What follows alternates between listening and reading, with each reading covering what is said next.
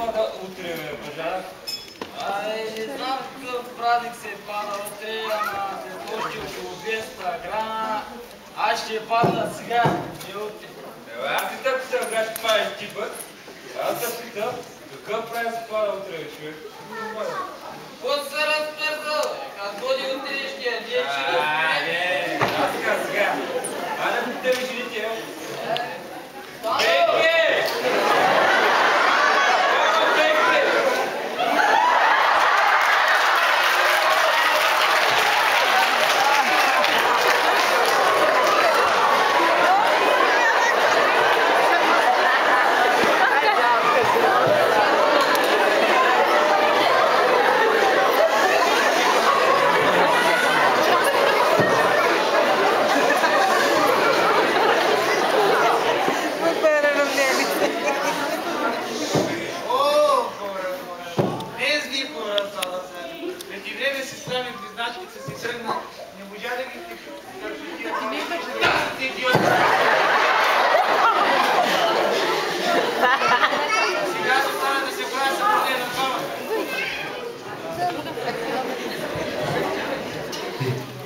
И сега ще остана да се прави съпруга на двамата.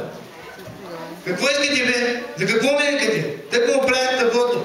Някой го намокри лицата и става се и гръмнала. Защо за какво си го взема? Нали ти каза? Някой е намокрил цялото табло и бум! Цялата става се и гръмнала. Защо за какво си го взема? Аз си мислим да оставим къде ти искаш. Да бъде извикай. Най ти кажа ти бушня съм аз ти. До тук ли дойдохте? Кой са бе? Танге! Танге!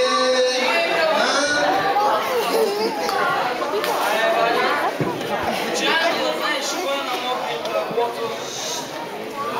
Божанак. Ама аз пусах е от без добара.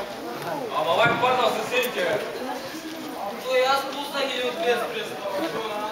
Разтреси бе, така нещо бе разпуса. Ама помислих, че отсуда. Ясно, Божанак. Каквото е грънал студа.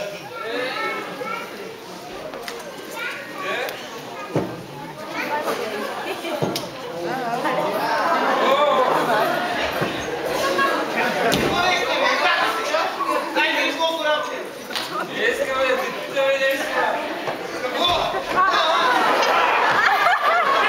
Разстрой Божанка, Москано. Виж ми ракия. Виж ми ракияна. Някой да мърка цялото масе. Някой да номинирам пакета. И че няма къде да стъпи. Какво искате ми неща? Какво? Искаме да те питаме нещо. Божанка ще пита нещо за утре. Пеке, утре някакъв празник имала, ама какъв празник пада утре това време, Пеке?